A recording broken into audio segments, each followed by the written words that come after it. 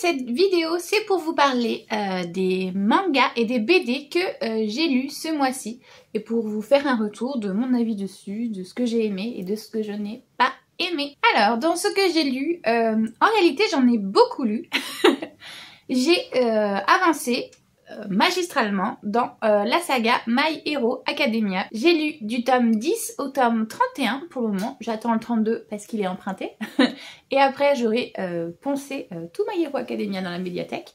Je suppose qu'il y a d'autres tomes mais que la médiathèque n'est pas forcément à jour. Mais bon, au moins je l'aurai bien avancé dans cette saga.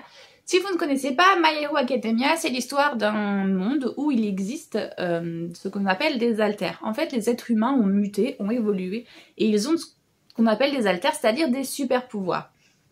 Il y en a qui maîtrisent le feu, d'autres la glace, d'autres qui ont des, comment on dit ça, des aspérités, qui deviennent plus lapins, lézards ou je ne sais quoi.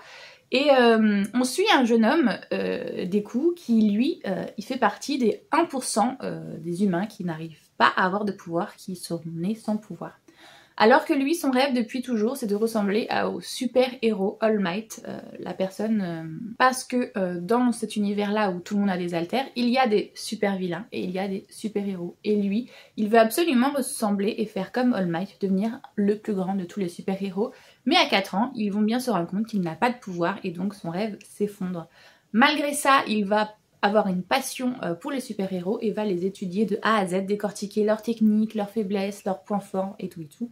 Et il va tomber un jour sur All Might qui est dans un état de faiblesse et qui va se rendre compte que malgré que Deku n'a pas de pouvoir, il est quand même très courageux et lui-même est un super-héros parce que il va aider quelqu'un, alors je sais plus si c'est un accident ou avec un criminel, enfin bref, une agression ou quoi, mais il va aider quelqu'un alors qu'il n'a pas de pouvoir et donc il va se dire celui-ci mérite justement d'être un super-héros.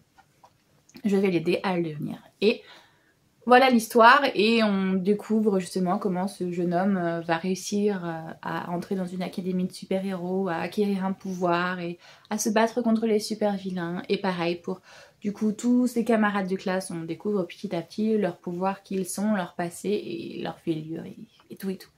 C'est hyper cool. Mais en fait, j'ai un petit bémol sur le rythme dans cette saga parce que tu as des tomes carrément consacrés que à de la baston, tu as des tomes beaucoup plus denses avec beaucoup plus d'histoire, de passé, d'historique et tout. Et donc en fait, c'est comment dire, c'est pas du tout régulier, c'est pas homogène. Je vais passer 3 tomes avec que de la baston et après 2 tomes avec que de l'histoire et que du truc hyper détaillé, hyper pointu. Donc voilà, c'est cool, mais c'est pas assez homogène, c'est pas assez harmonieux. Donc voilà. J'ai lu les 3 tomes de Les Enfants du Temps.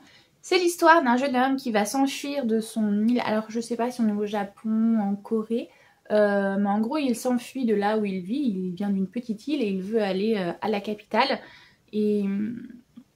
si, bah oui c'est Japon puisqu'il finit à Tokyo, je suis têteux. Donc il va aller à la capitale et il va tomber sur quelqu'un qui va bien se rendre compte que c'est un jeune homme qui fugue et il va l'aider à faire une fugue mais à ne pas finir dans les bas-fonds. Je sais pas si je suis claire mais en gros qu'il ne reste pas dans la rue et qu'il réussisse à manger et tout parce que il va se rendre compte que ce jeune homme qui a quoi, les 15-16 ans va vite mal tourner si on le laisse s'affamer dans la rue et tout pourra finir par aller avec la mafia, des gangsters et tout ça. Donc il y a un adulte qui a lui-même fait une fugue quand il était petit, qui va l'aider. Et à contrario de ça, pendant des moments où justement où il va se retrouver ce jeune homme à mourir de faim dans la rue, il y a une jeune fille qui travaille dans un McDo ou Burger King, on s'en fout, mais dans un fast-food, et qui va lui donner un burger justement parce qu'elle se rend bien compte qu'il a très faim. Et elle va se lier à une histoire justement de paternité ou de fraternité avec cet homme qui l'aide malgré le fait qu'il sache qu'il a fugué, qu'il ne le dénonce pas à la police. Et il va se nouer aussi une amitié avec cette jeune fille qui l'a aidé et petit à petit il va se rendre compte que cette jeune fille a des pouvoirs aussi.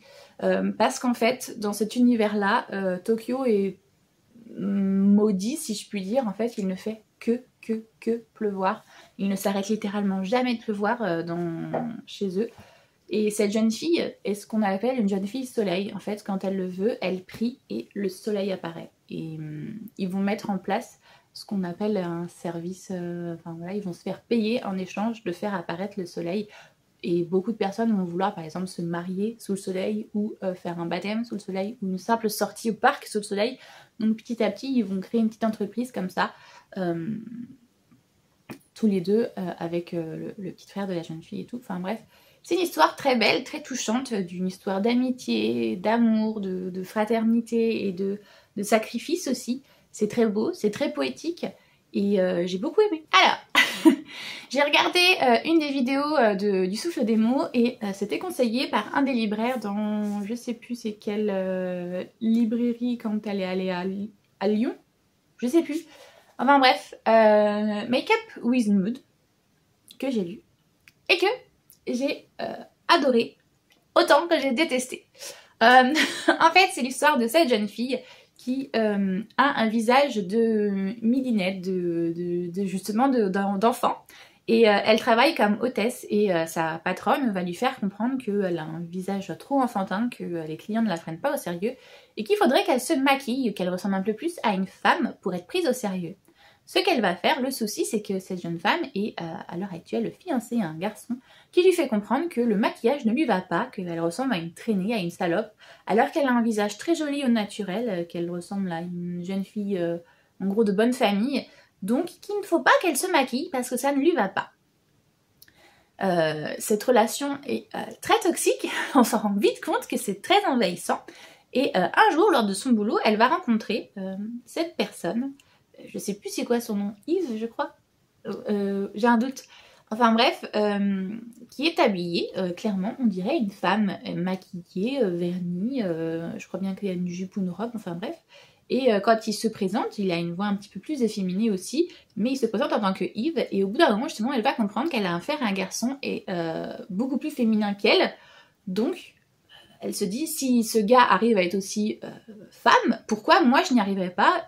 Il faut que je réussisse à trouver des make-up qui ne fassent justement pas de moi une traînée, comme le dit mon compagnon, mais qui fassent de moi une vraie femme.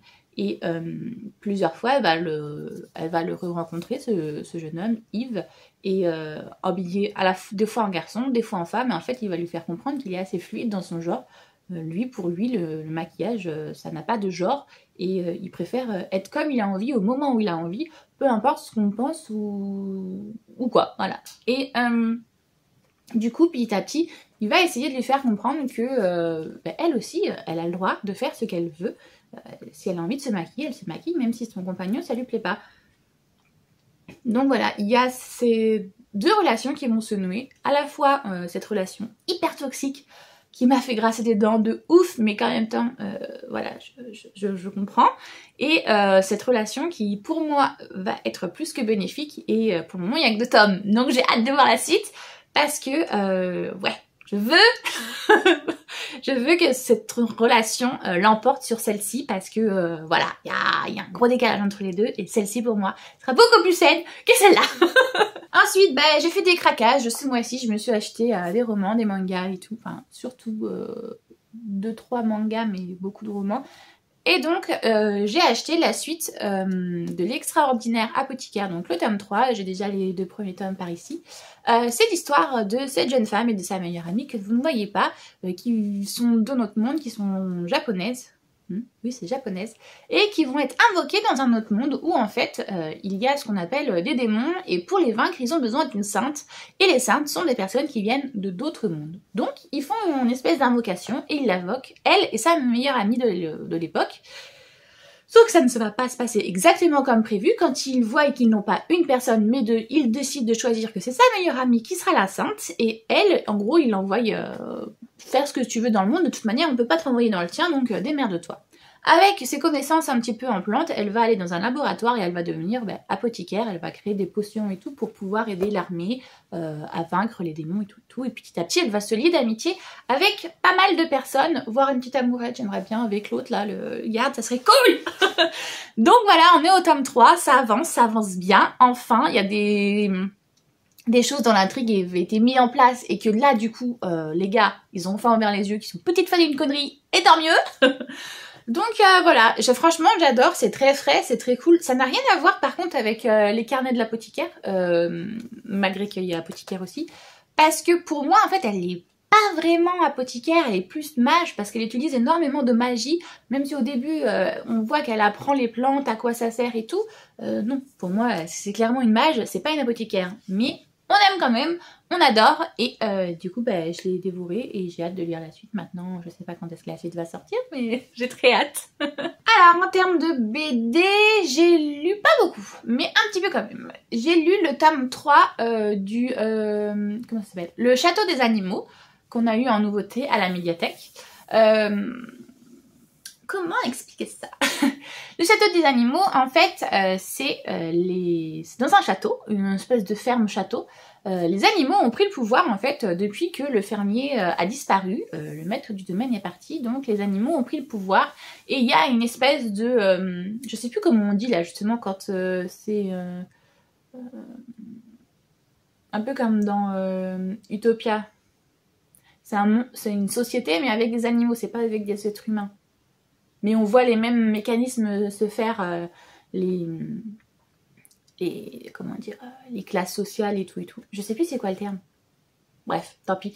Donc voilà, en fait c'est une société, une micro-société dans laquelle les animaux s'auto-alimentent, s'occupent de semer les blés pour avoir du foin, de faire le potager et tout, de reconstruire les murs qui sont détruits par le vent ou le moulin et tout. Donc voilà, c'est ça en fait, c'est une espèce de micro-société mais avec des animaux.